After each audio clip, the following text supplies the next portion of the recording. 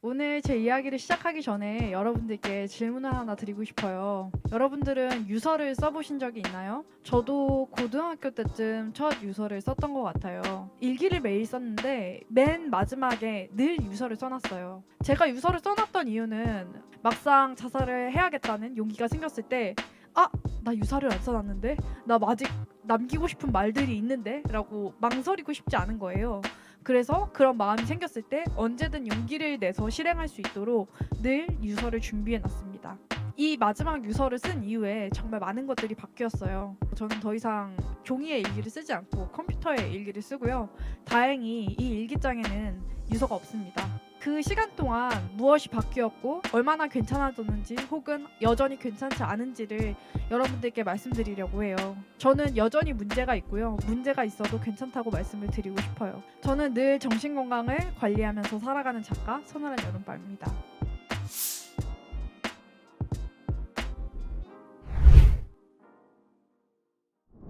저는 사실 굉장히 부실하게 타고난 게 많아요. 치아가 굉장히 잘 썩어서 저희 치과 의사 선생님이 굉장히 좋은 아파트로 이사를 가셨는데 거기 현관은 제가 마련해줬다라고 할 정도로 정말 치과에 돈을 많이 썼고요. 과민성 대장 증후군이 있어서 아마 이거 있는 분들은 아실 거예요. 얼마나 더러운 일들이 많이 발생하는지. 또 하나 굉장히 취약하게 태어난 게 있어요. 바로 멘탈입니다. 사실 정신질환의 정말 많은 부분은 유전에서 비롯합니다. 태어날 때부터 그걸 취약한 기질을 갖고 태어나는 것이죠. 그러니까 저는 일단 그게 여러분들의 잘못이 아니라고 말씀드리고 싶어요. 저는 일단 우울증과 경조증 사파가 번갈아 가면서 나타나는 양극성 장애 경향이 있었어요. 그래서 지금도 상담을 받고 있고 매일 저녁에 약을 먹고 자고 있습니다. 저는 한번 감정 기복이 시작이 되면 기분이 올라가는 게 멈추질 않아요. 떨어지기 시작하면 그 떨어지는 게 멈추지 않죠. 나 자신한테 느껴지는 게 고통이기 때문에 저는 굉장히 오래된 자기 혐오와 함께 살고 있고요. 자살 사고도 늘 잔잔하게 흐르고 있어서 어떤 상조에 연락해야 될까, 내가 죽으면 어떤 특수 청소부를 고용해야 될까, 이런 계획들을 세우면서 잠들기도 합니다. 그래서 여러분들이 지금 나도 좀 증상이 심각한 것 같은데 라고 생각하신다면 여기 심각한 사람 한 명 더 있으니까요, 마음 편히 들어주셨으면 좋겠어요.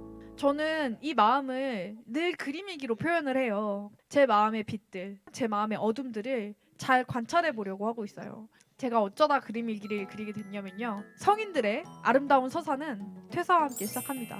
대기업에 취업을 했다가 도저히 그 대기업에 맞지 않아서 3개월 만에 퇴사를 하게 됐어요. 퇴사를 하고 나면 굉장히 심심해요. 하루가 너무너무 길어서 집에 굴러다니는 아이패드로 그림을 그리기 시작했어요. 근데 그림을 그리면서 제가 정말 자유로워진 게, 여러분도 아시겠지만 우리 사회에는 정답이라는 게 있고 기준이라는 게 있어요. 등급이 매겨지죠. 좋은 학교에 가야 되고 좋은 직장에 가야 되고, 아마 여러분들도 지금 그런 삶을 굉장히 많이 강요받고 있는 삶일 거라고 생각해요. 네가 어떤 삶을 살아야 되고 네가 거기서 조금이라도 삐끗하면 너의 삶은 엉망진창이 될 거야 라고 굉장히 많은 어른들이 협박을 하죠. 그 어른들이 그렇게 협박을 하는 건 그 사람들이 그 삶밖에 살아보지 못했기 때문이라는 걸 지금의 저는 알아요. 그림의 세계는 너무 좋은 게 정답이 없어요. 내가 사과를 아무렇게나 그려도 상관없어요. 저는 사실 이게 인생이라고 생각해요. 여러분들은 다 좋은 삶을 살 수도 없고 다 좋은 아파트에 살 수도 없어요. 그럼에도 불구하고 여러분들의 삶이 저는 틀린 삶이 될 거라고 생각하지 않아요. 그대로 살면 돼요. 그러니까 지금 내 인생이 실패했다고 너무 자책하지 않았으면 좋겠어요. 인생은 길고 아무렇게나 사과를 그려도 괜찮다고 말해주고 싶어요. 제가 괜찮지 않았을 때의 이야기를 한번 해드릴게요. 사람들은 우울한 사람들이 늘 슬픈 표정일 거라고 생각해요. 너무 막 신나 보이고 기뻐 보이는 사람 보면 왜 이렇게 신났어? 너 조증이야? 막 이렇게 물어보잖아요. 근데 사실 우울증과 경조증을 모두 경험한 저한테는 에너지의 롤러코스터 같았어요. 에너지가 올라갔다가 내려갔다가를 반복하는 롤러코스터. 근데 저는 이 롤러코스터를 탄 기억이 없어요. 그리고 저는 이 롤러코스터가 올라갈지 내려갈지 그리고 언제 끝날지도 알 수 없고, 이 롤러코스터에서 내려도 언제 다시 타게 될지 알 수가 없어요. 그게 저를 너무나 불안하게 했고 두렵게 했고 죽고 싶게 했죠. 에너지 레벨이 적정 수준일 때는 저도 남들처럼 산답니다. 평범한 일상들을 살아가요. 그런데 에너지 레벨이 올라갈 때가 있어요. 살아있는 기분이 들고 막 가슴이 두근두근 뛰고 그렇잖아요. 그 기분에서 한 3단계 더 올라간 기분이라고 생각하면 돼요. 에스프레소를 한 5잔에서 10잔 정도 마신 느낌으로 기분이 올라간다고 생각하면 돼요. 그래서 지나치게 살아있는 느낌이 들어요. 잠이 안 와요. 가슴이 두근두근거리고 생각이 멈춰지지 않고 기분이 통제가 안 돼요.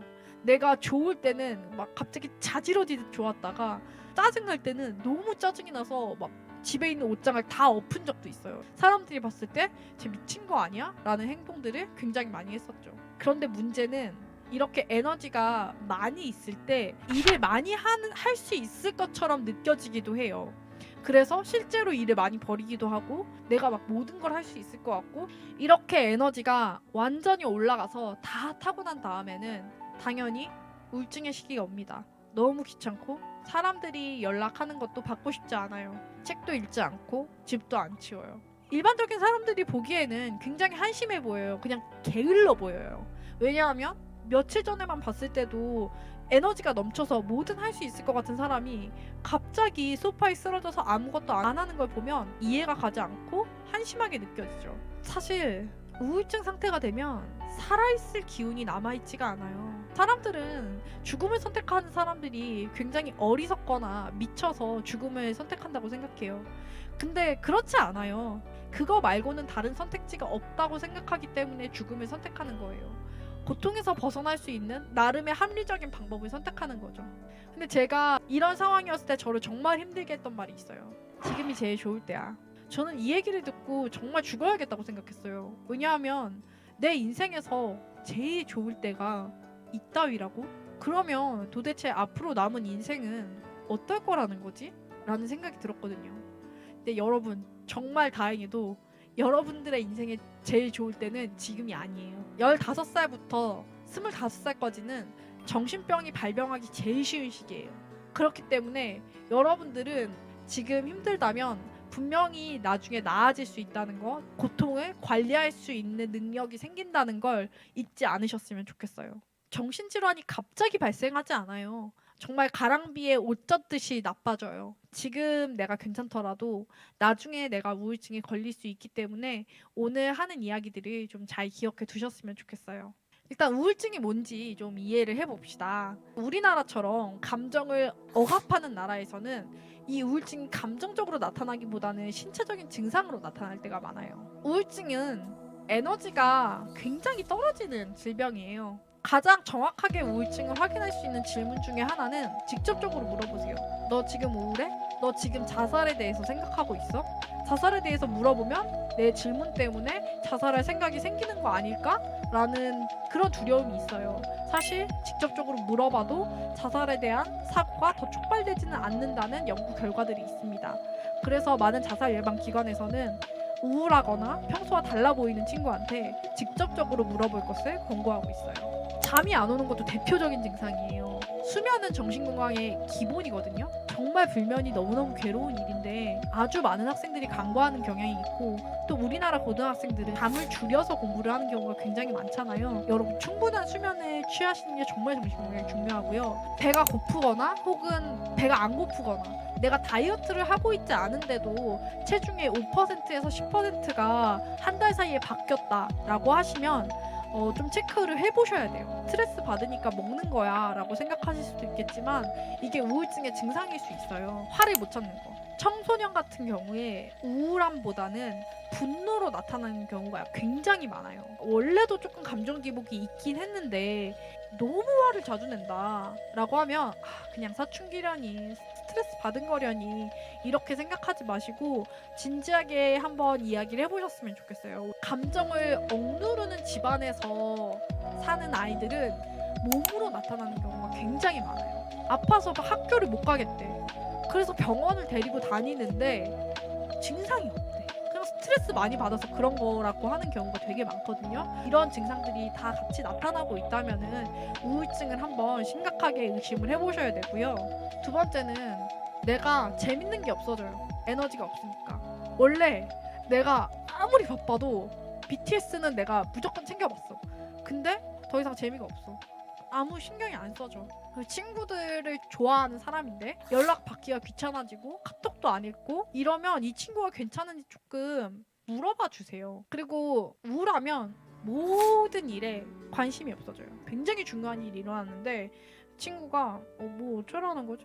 괜찮아? 약간 이런 식의 무심한 반응을 한다라고 한다면 우울증이 있어서 그런 걸 수 있으니까 그런 부분들도 좀 유념해서 생각해 주셨으면 좋겠어요. 그리고 집중이 안 된다. 이 이유 때문에 가장 많이 우울증 치료를 받게 되는 계기가 돼요. 성적이 뚝뚝 떨어지기 시작하거든요. 근데 우울증이 오면 성적이 떨어질 수밖에 없어요. 잠 못 자지, 집중 못 하지, 너무 마음이 힘들어서 지금 집중이 안 된다, 아무 것에도 관심이 안 생긴다라고 하시면은 병원에 방문하시는 걸 저는 강력하게 추천드립니다. 우울증을 비롯한 모든 정신질환은 한 번 발병하고 피크를 찍을수록 재발 위험이 더 높아집니다.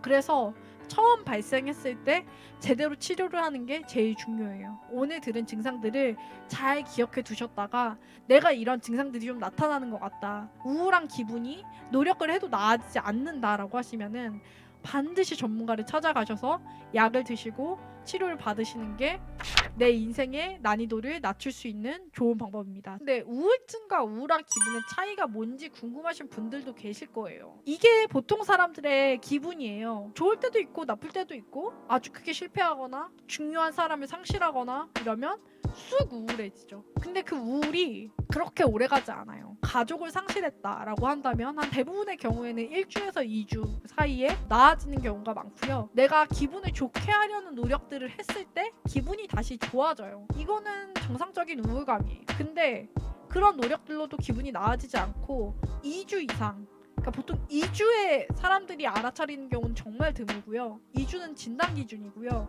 우울하기 시작하면 그 치료를 받을 때까지 거의 1년이 걸려요. 1년 동안 여러분들은 괴로워할 확률이 높아요. 사실 2주 이상만 지속적으로 우울해도 우울증으로 진단받을 수가 있거든요. 그래서 마지막으로 기분이 좋았을 때가 언제지? 우울감이 시작됐을 때가 언제지를 한번 떠올려 보세요. 그게 떠오르지 않는다, 마지막으로 행복했던 날들이 너무 예전이다 라고 한다면은 역시 전문가를 찾아가 보시는 게 좋습니다. 안타깝게도 정신질환이 완쾌된다는 개념은 잘 없어요. 그럼에도 불구하고 희망적인 이야기를 해드리자면 우울증은 가장 많이 연구된 정신질환이고 가장 잘 치료될 수 있고 가장 잘 관리할 수 있는 질병 중에 하나예요. 그래서 여러분들이 우울증이 있다고 하더라도 좌절하실 필요 없어요. 남들과는 다르게, 하지만 남들과 비슷하게 살아갈 수 있습니다. 다만 먼저 말씀드려야 될 건 치료가 절대 한순간에 이루어지진 않는다는 거예요. 영화나 드라마에서 이렇게 정신질환을 치료하는 거 보면은 어떤 감동적인 얘기를 빡 듣고 맞아, 이게 내 문제였어, 막 눈물 축축 흘리고 그 다음에 선생님 전 이제 다 나은 것 같아요 이러면서 노을을 향해서 이렇게 딱 사라지면서 너무 건강하게 살아가는 그런 해피엔딩으로 끝나는 경우가 많잖아요. 근데 그렇지 않습니다. 굉장히 지겹고 반복적인 노력이 일상이 되는 거예요. 모든 치료는 나선을 그리면서 나아진다고 해요. 내가 계속 똑같은 증상을 겪고 있다고 느껴요. 나는 우울해, 나는 잠이 안 와, 나는 무가치해. 근데 치료를 받다 보면은 처음에는 100이었던 증상이 80이 되고 70이 되고 50이 되고 30이 되고 위로 올라가면 올라갈수록 아래에서 봤을 때는 너무 크고 내 삶을 압도하고 내 삶의 중심이었던 증상이 조금씩 나아지는 거죠. 점점점 이 증상과 함께 살아가는 법을 배우게 되는 거예요. 저는 굉장히 재미없는 노력들을 하면서 살고 있어요. 주 3회 운동을 하고요. 여러분, 운동은 정말 중요합니다. 지금은 어려서 늘 이 몸일 것 같죠? 아닙니다, 여러분. 고등학교 때부터 열심히 관리하셔야 됩니다. 그리고 건강한 음식을 먹고, 그리고 저는 증상이 안 좋아질 때마다, 아니면 증상이 꼭 안 좋아지지 않더라도 늘 전문가를 만나서 상담을 받아요. 이런 노력들을 제가 9년째 반복해오고 있는 것 같아요. 그러면서 제 삶의 중심이었던 우울증의 증상들을 점점점 제 삶의 주변부로 밀어내고 있어요. 아마 지금 정서 조절이 굉장히 힘드신 분들이 있을 거라고 저는 생각해요. 어떻게 정서를 조절할 수 있는지 이야기해 보도록 할게요.